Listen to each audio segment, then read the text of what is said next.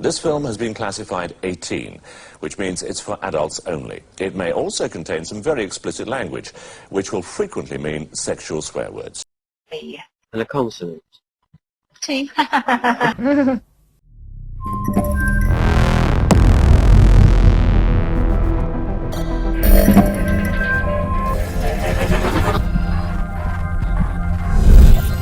Hello and welcome to another Who Dares Rolls Mumbo Jumbo for the week commencing somewhere around the Feb, the something of somewhere in 2022. I think that much is great. This episode is brought to you by the letter C for...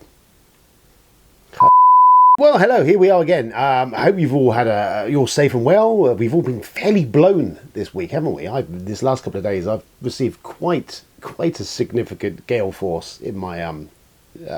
I've been blown a lot. So here we are again. Here we are doing this. And I hope you're all well, as I said, and that you've avoided too much blowing over the last few days, and you've survived and well, and the house is still standing, and everything is good, which is always nice. And you've played some games, maybe, hopefully, since we last spoke. Maybe. Let's hope so. I've played a couple. In fact, let's look at what I've played now.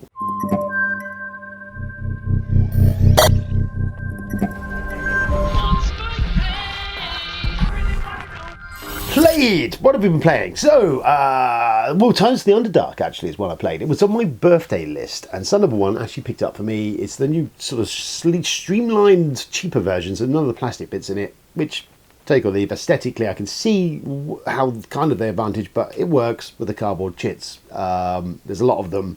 And it brings the cost down, but it's basically the same game. Actually, the new version has the expansion chucked in. So, Tyrants the Underdark, if you're not known, it is a hybrid deck builder and area control game. So I've been quite taken by Dune Imperium, but actually, Tyrants was doing some of that stuff prior to it, and it's one that's been on my list for a long time, so it was great to get it to the table. So the basic idea of the game is you have a deck building element which can be made up of a set of two separate decks, and there is in this box enough for a lot of different decks. Actually, I think there's 6 different half decks that you can combine in different ways to have different feels to the game. Some of them will have more take that element, where kind of like putting curse card type stuff into your deck. Others will be more interactive on the map. Others do da-da-da. They all do a little bit of something. We played the basic set, which was dragons and something else, which it says to play with first of all, which is more of a sort of serene sort of deck building experience, which we played, and I won that first game. And the idea of the game is, just what I'd add that in there, is that you can buy decks of the cards to make a deck, and that deck will allow you to interact with the board on there, which is all to do with area control. You're moving your troops around and holding areas in the Underdark, and some of them will give you points there and then if you're holding it. Complete and total control, you will take a chit and it will generate you some means to buy extra cards and victory points every round. Or if you're just kind of holding it, you'll just get victory points every round. Plus, at the end of the game, all the areas that you hold will have a victory point total on them if you're the majority stakeholder in that towards the end.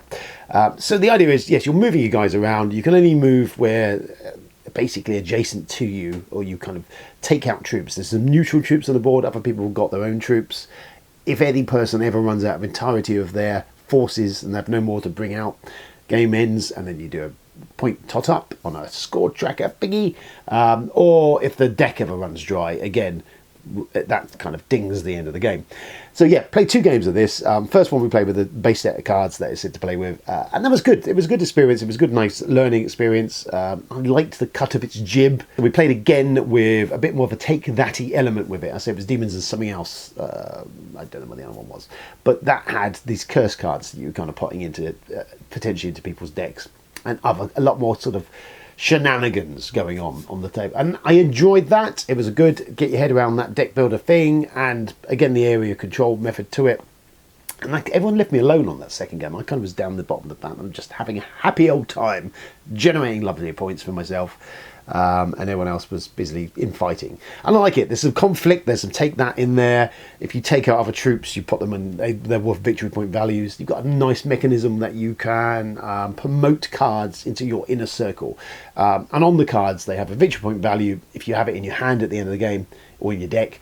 and there's a more valuable victory point score on them. If you've promoted them during the game, they're worth a lot more points. So there's kind of a little bit of that, and the cards will have options to promote or to take cards or just draw more cards or get rid of troops or assassinate or move stuff. And if you like, I like it. I really enjoyed it actually. We all enjoyed it because we played 2 games of it, which was a rarity. It's a nice solid little game. Component quality is all right. I mean, there's a lot of cardboard chits. The card quality is not fantastic. It's Gale Force 9. They make some good stuff. And the theme is there. It's Dungeons and Dragons, sort of. Tyrants of the Underdark. It's about the same level of themage of probably Waterdeep, to be fair with you. But yeah, I liked the area control idea behind it, and I like having that. I like a deck builder. I do like deck builders. I don't play them nearly enough. And so it's got that just kind of, I would say, almost entry level deck building especially with the early sets. But there's definitely more options there. And there is a lot of options there. If you think you've got 6 half decks of cards, you could do the math yourself, but you've got lots of combinations of stuff that you can mix up in there. So there's one set of two more sets that we haven't used, so I might play this weekend. We might try out that last set and just see how that mixes things up and have a go at that.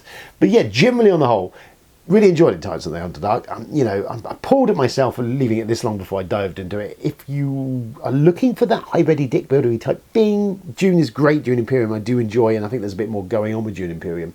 But actually, for the price, which is about 30 odd quid for this one, you can pick it up for. It's not a bad game. If you're not cared regarding the plastic being not in there, fine. There is a lot of cardboard chits. I think it's fairly easy to see what's going on. It doesn't aesthetically really ruin the game for me. I mean, the theming's there, but it's kind of hanging loosely.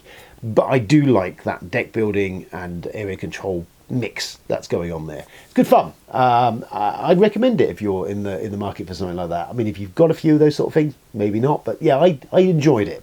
I'm looking forward to actually playing it again. So we might do just that thing. Tyrants of the Underdark from GF9, that is. An oldie but a goldie. I say oldie, it's probably like a couple of years old. But you know, things move fast in the board gaming world. Then we played last night, we played some Camel Up, or Camel Cup, depending which way that comes out. I never worked that one out, but I've got the original version of it. We played a bit of that, which is very light, very easy, betting on camels, racing around the track thing, because I bought 6-player games to games night, because we were supposed to have 6 of us, and then we didn't have 6 of us, so we ended up playing some stuff that maybe, if we'd known there's going to be less, we could have played something a bit meatier. Then we played a new one that Ben had. I'm going to say it's called Bull versus Bear versus Bulls. It's something like that. It's a stock market manipulation type game. It's got dice in it. It's got lots of this sort of stock market stuff where you can either do it's like kind of insider trading. So you can kind of either buy stocks or shares, or you can kind of short them to get extra cash, but then you're taking negative stocks in those areas you've shorted, so you then don't want at the end of the game to be holding them if they've then gone massively up in value, because you're going to get spanked on money. Lots of things like that. So there's a lot of moving parts to it. It looks like it should be straightforward. It's not. There's about 6 of these companies that you go. We started playing it. There's a lot. Anyone AP prone is just going to lose, because there's just so much you could calculate in this thing. Do you short that and then take this and da. I focused primarily on a couple of stocks that I'd really started the game with a bit. Was basically shorting one and trying to bankrupt it, and then kind of buying up and pushing the value up the other, because I saw no point in trying to diverge into all the stuff what was going on, unless maybe one came up that was shortable and wouldn't cost. I appreciate that a lot of this is probably not making any sense. Anyway, long story short, we all kind of struggled with it. It went on about an hour longer than it really needed to, if I'm honest with you. We were playing 5-player. I liked kind of what it was doing. I kind of got what it was doing. Ben didn't even fully understand, I think, what he was doing, and he had a terrible game. Everyone kind of struggled through. It kind of felt it had run out of... Everyone had kind of lost interest with it about a third into the game.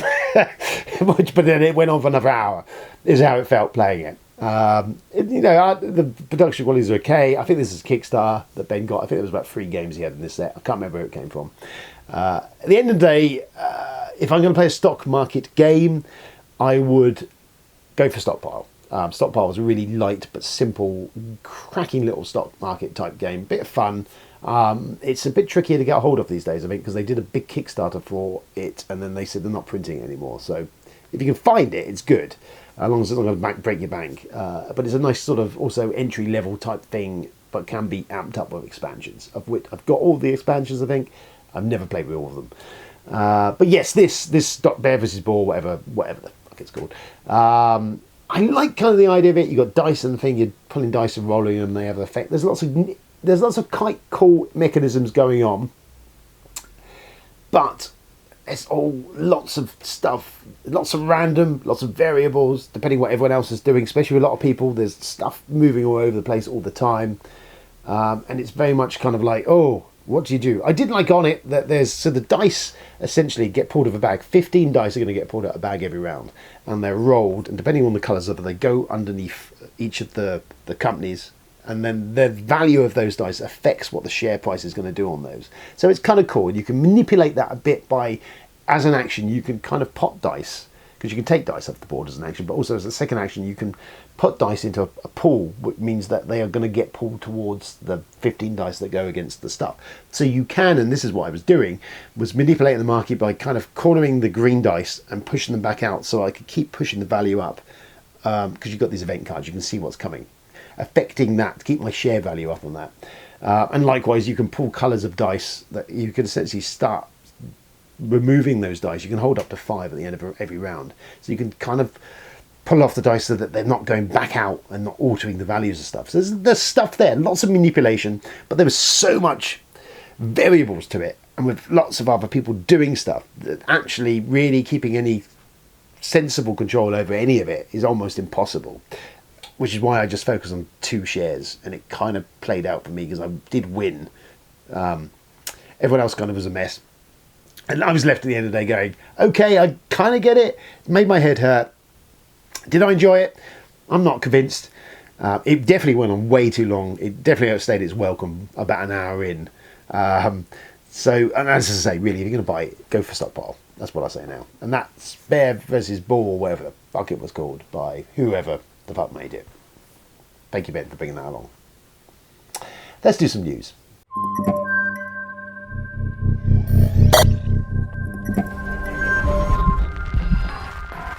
Here is the news. News. So today we took little Isaac, we went out with the missus, we went down to Milestones, which is like a big sort of indoor historical recreation place. There's a video of it, I'll run over this. Essentially, it's in this kind of bunker, and then in it, they've got like these streets built all over this whole town, and it kind of is set from the, I'm going to say, early 1900s, 1910, 1920s, and as you go through streets, it comes forward in time to 1920s, 30s, 40s, 50s. I think we get up to about the 50s, I think, as far as it goes up to. Maybe the 60s. And you've got little things going on there, shop fronts and all this other stuff. I will scatter images and videos and stuff as we go. What I could be asked to take while I was there. Anyway, Isaac likes it. They do themed events every few months down there. They like Halloween and Christmas and all that sort of stuff. Well, they'd advertise this kind of board gamey type play event going on this weekend. So we popped down there because I thought, wow, what the fuck? Let's have a look. So it was kind of interesting. It was a little bit of an anticlimax. They had the modern board game section, which unsurprisingly consisted of a giant operation with very much prominence of the giant operation man's Todger that you were fiddling with. Had a bag of money, his jewels. I think that was, it was weird. I cannot remember the original operation having a cock situation that you had to pluck out with your tweezers. I don't remember it. Maybe I've blanked it, but it seemed a little bit much. So we did a bit of that. There was a giant Kaplunk, there was a giant Connect 4, blah blah blah. Modern board games, heaven forbid. So that hadn't really moved on anyway. But there was no Monopoly, I guess, or something. And there was some older stuff, but there wasn't really much of the older stuff. There's some traditional street games they had running on. They had advertised a fairground thing with Pick the Duck thing, which was awful. It was about this big. So it was a bit of a lackluster effort, in my opinion. And there was some good stuff there, but it was a missed opportunity. But the little man likes it, so we went around and he enjoyed himself and had much sweets and fun was had by all. So we just did that. Which is irrelevant because it's not news at all, but I did something, so there you go. I went out. There was a lot of people there, so I was like, "Oh, COVID!" Coronation Street is news. So Wingspan was name checked on Coronation Street apparently. Okay, so that's something, I guess. That's a weird thing. And I've seen it being tweeted around by Elizabeth Hargreaves. I imagine she's entirely confused by what's going on, because I don't know if they got Coronation Street over in the States, but who knows. But anyway, that happened, so that's good, I guess. There is a new Doctor Who RPG coming out, which is lunkheadedly been called Doctors and Daleks. That's it, Doctors and Daleks. It really, Dungeons and Dragons, Doctors and Daleks. I get it. It just feels like a 3 o'clock in the morning type situation where everyone's been drinking a lot and then gone, I've got it, I know what we should call this, and we'll call it this. And it may have sounded like a really good idea at the time, but it really wasn't. It's a bit terrible. But anyway, Doctor Who RPG, if that's your thing, I don't know, maybe. Aircon is on March, the March the 11th to the 13th, I'm going to say. Harrogate Convention Centre. I went to an Aircon a few years ago now, and it's a really great event. It's a smaller venue, smaller thing, but it had that kind of early doors expo vibe to it. I enjoyed it. I would go again. However, it is like all the way up to north. It's quite some distance. It's a bit of a drive if you're going to drive it. With accommodation you need and all that. The actual event itself is fantastic. It's just a big trek to get to. It's not cheap, especially the price of fuel at the moment. Fuck that. And I would go if it was nearer and a bit more local, or I had more means. I would definitely be there. But if you're in the neighbourhood or you can get to it or whatever, or you want to treat yourself, then I say it's a great time. It's really good. Well worth a thing.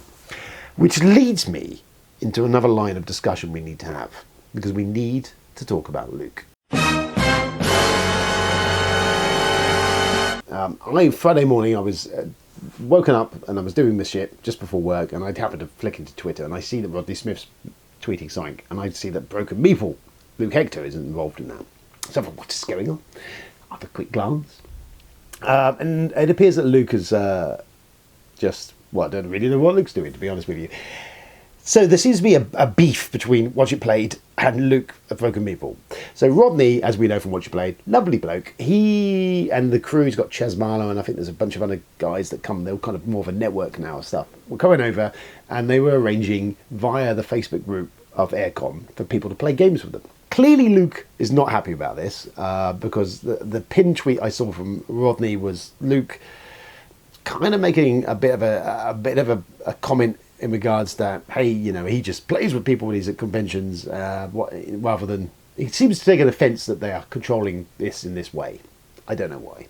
And Rodney put out this video, which of him kind of reasonably, as you'd expect from Rodney, who's, as in my tweet said, he is the Mr. Rogers of board gaming, politely kind of saying, what's your beef? Can we sort this out? Or that's just, it was on the nose. And Luke seems to have just doubled down on that, really. It's a bit of a disaster. It's a bit of a facepalm moment. I don't understand what he's doing. It seems that over a period of time he's kind of been nibbling at Rodney and his group. And knowing Luke, I don't think he's aware that he's being a dickhead. Here's my feel in this. I don't know. I don't know why he's doing it. I mean, he's got 16 to 17,000 subscribers. Really doesn't need to. I don't know why he would do it. He's part of the Dice Tower network. Me and him started at the same time on our stuff, and he went to the Happy Clappy Dice Tower Disneyland Fun Fail thing. I could have done that, I suppose. I haven't really got the time inclination, but I stuck with swearing at the camera and fart jokes, so clearly that was never going to work. My concern is Luke hasn't learned anything from this, because he hasn't really apologised.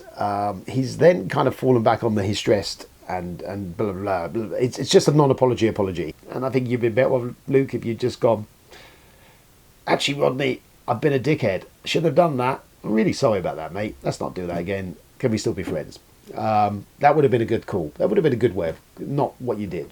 You've just come off looking like a bit of a plum, if I'm honest with you. I don't understand it. Why would you do it? Just be nice. I mean, I know I'm here bringing this up now, but I've witnessed it go by. It's like a car crash that has occurred in front of me. There's bodies and limbs strewn everywhere. Luke's been catapulted out the front seat of his car. He's hanging by his fucking love spuds from a tree. In that situation, what you need to do is ask for help. Really, that's what I say. So yeah, I don't know. Really weird. Just kind of, I witnessed it. I rubbernecked the event to a point. I really wish, to a certain extent, I was at AirCon, because Luke and Rodney are, at this moment in time, at AirCon, I guess. It's not that big a convention. There's only... You're going to bump into each other. That's going to be awkward. That's going to be an awkward moment, I feel. So I await to see how this one evolves over the coming weeks, maybe. But yeah, if you got nothing else to do, go and find Twitter, have a look at that, because it's mildly... like, what the fuck is happening? You did what? And it looks like it's over a period of time. Rodney's pulled him up. I'm like, no, you've been doing this for a while. And then you kind of go, well, it's clearly not a joke. It's clearly, what are you doing? What the fuck are you doing? What the fuck is going on? Are we seeing like an implosion live on air? I don't know. Lockdown's been hard on people. I understand this. Some people have coped, some haven't. Well, I mean, maybe I'm losing my fucking mind. I don't know. I don't even know what year it is. But that was amusing. In a kind of David Brentian, oh God, I can't turn my eyes away. This is cringy. Oh, fuck me, you've done something. You did that? Oh, you broken meeple peeps.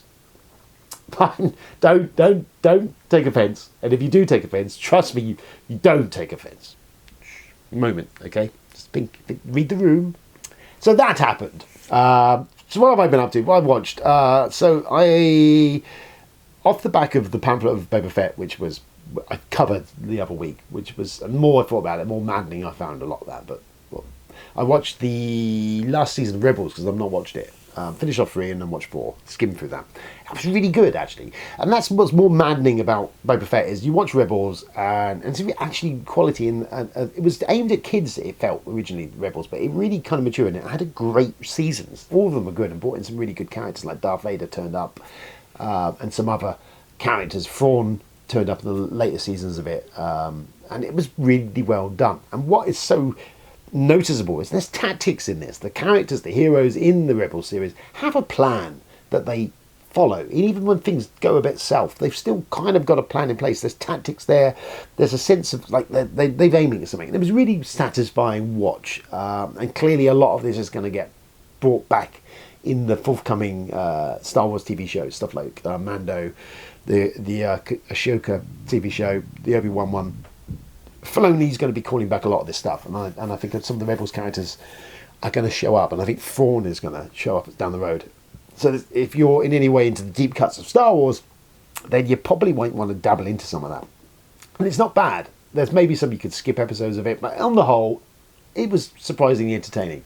And for kids' cartoon, there's quite the body count in some of this stuff. But yeah, really good stuff. I will say, Rebels, if you've not watched it, if you've got Disney Plus, it's all on there, you can watch it. I'm just diving into the last season of the Clone Wars now. I've not watched all the Clone Wars, but I thought I'd watch the last season of it just to kind of bring me up to speed on that. And so far, that's left me a bit meh. But we'll see, because it looks like some cool stuff should happen towards the end of that. Then I watched last night Soho, which is Edgar Wright's new movie. It's one I wanted to watch. Saw it come out on Blu-ray the other day. Thought I'd pick it up. It's been billed as a horror movie. Edgar Wright, I love his stuff. He did the Cornetto trilogy with Simon Pegg and Nick Frost. He did Scott Pilgrim. And Baby Driver, which was cracking stuff. That was really well directed, and music and just working brilliant. If you've never watched Baby Driver, watch it, because it's just the editing and the music and how the action beats are playing with the music in there. It's fucking amazing, really. So I like him as a director. I like his style. I like Back from Space when he was directing that with the Simon Pegg and that. It's great. I love all the Cornetto's movies. So yeah, him doing like more of a straight horror flick, I was up for. And what we get is a kind of timey-wimey, weird, where to begin. It's basically about a student, fashion student in modern times, gets a flat in London. There is an obsession she has with her mother and the 60s. A lot of 60s needle drops in this movie. Some good tunes. And she rents this room where, when she sleeps in it every night, she's teleported back to the 60s into the body kind of this other character and can kind of witness it. And there's some nice shots, really well done stuff between the two characters in mirrors and all sorts of cool stuff. And it starts with this idyllic, view of the 60s as this idyllic thing, and it seems to be playing out that way. And then as it moves on, it kind of moves to a darker place. It's a lot of things. It's got a lot to say. It's got a lot to say about women now and then, and men's opinion of the treatment of them. It's definitely got a lot of that going on, and some cool, as I say, really some quite cool, snazzy camera effects and some ideas in there. It doesn't. It's just a bit all over the place. I mean, Wright's touched on horror. We've had Shaun of the Dead. There's horrific elements in all of the Cornetto stuff to a certain extent. And then he did the Dope trailer for Grindhouse, which was brilliant. And this, it looks gorgeous. The acting's brilliant. There's good cast in there. Both the Anna Taylor-Joy and the other lass whose name escapes me, they're all kind of good. It's a weird one because it's not really horror. I don't think there's anything that scared me in it. And it kind of about 2/3 of the way through, it completely changes. Kind of does a whole switch around of what it is. It's more of a giallo type sort of slasher thing going on, and tonally it's all over the place. It's a weird one. I've kind of come. I mean, look, I'll be honest. I enjoyed it because it was doing something they've not seen before. Did it really hit the landing? No, I don't think it did. I think some of it didn't really make a whole lot of sense. Terrence Stamp's character didn't really make a whole lot of sense in regards to. I kind of see what they were maybe doing with him, and then I don't know. It was a lot of it felt it was a kind of a good idea, germs of a good idea that didn't really fully grab it and run with it. But it's still an interesting, peculiar. It's beautifully shot, wonderful music in there, well acted thing. But what is it? I don't know. Diana Rigg's last movie, she's in it as the landlady. She plays an interesting part. There's some ghosty elements turn up that I felt was a little bit overdone. And I kind of, towards the end, kind of guessed what was going on, and I was right. But I don't know. If you like your horrors, it's not really a horror, but there's horrific elements in it. There is some definitely violence and stuff in there. There's some uncomfortable moments. It's a weird one. It kind of feels a bit like a 60s psychedelic sort of horrorish type thing. Maybe that's what he was going for. Definitely not dull. Definitely not boring. I think it's one that I'm definitely going to have to rewatch again. I think at some point down the road to see if I've missed anything or misread stuff, and see if out the second playthrough how it works. And it's a little bit of at least it leaves you something to chew over in the mind at the end of it. However, if you're going in expecting an Edgar Wright horror movie, then this isn't really it. It's more of a psychological kind of a horror elements in it, with some phantasmagorical type sort of 60s kind of trippiness in there maybe. It's a bit of a mix of all sorts of stuff. Interesting, definitely a lot of interesting ideas, definitely a lot of cool things in there. Maybe as a whole it doesn't quite work, is what I'll say. But, you know what, at least it wasn't boring, and it wasn't just the same old shit being churned out. And it's Edgar Wright, so, you know, there's some good stuff to be there. But yeah, maybe lower your expectations depending what they were. But yes, definitely something to get my head around. And it looked gorgeous, as I say, really good. And I think there's some really cool camera action going on. I think a lot of stuff was in camera, some of the stuff later on, they're moving characters, which I need to look at the making of. So I think some of that's going to probably leave me going, oh, that was really well done. But yeah, Baby Driver, definitely watch that. Cornetto Trilogy, if you've not seen that, what the fuck are you been? Watch them, clearly. Even Scott Pilgrim was fantastically well done. Anyway, so yes, watched all of that. Got finished watching Peacemaker. Last couple of episodes of that dropped. I haven't caught up with that yet. I'm going to. Peacemaker's a fantastic show. James Gunn and the John Cena and some of the cast from Suicide Squad. What I love about Gunn is maybe it's some of his trauma roots as well. He kind of brings this kind of rude dicks and swearing and rudeness, and violence. Yet he still manages to kind of have that spine of an emotional arc for his characters, and they follow an arc, and there's something goes on there, and there is emotional high points. And Peacemaker, despite all its brash and nonsense and violence and stupidity and craziness, it's got this kind of really emotional running story between a father and a son thing there, and the father's a douchebag. Well worth a look. I love James Gunn stuff. It's kind of, it feels like if I had the capability and the money, I would be producing shit like that. It's kind of my jam. I'd love to watch them. I watch them and go, that's what I would have made. That's what I would have done. Brilliant. Peacemaker. If you've not watched it, watch it. Cracking stuff. Really well done. Lovely. So this has been WDR Mumble Jumbo for the indiscriminate time in the future, past and present. That was it. What a roller coaster this has been this week, eh? Lovely. Lots of stuff going on. Hope you've enjoyed all that. I say that, I don't care, do I? So yeah, if you want to like, subscribe, share, all that shenanigans, you can do that at the bottom or clicking on stuff. We patronise us, do all that sort of stuff. Leave a comment. Suggest something, we can maybe make it, I don't know. I've still got videos to drop that I haven't edited. I've really not had the time. Very busy, but stuff is coming. And I've got another video from Charlie that I promised last week that I've still not edited and dropped. And stuff. Yeah, that's it for the minute. We'll be back soon with more of the same. Stay safe out there, look after yourselves, watch out for the wind and flying debris and stuff. Try not to make yourself look a fucking tit on Twitter. It's always a good move. And I'll see you soon. Until then, ta-ta, goodbye, farewell, adios, amigos, and all that sort of stuff. Bye.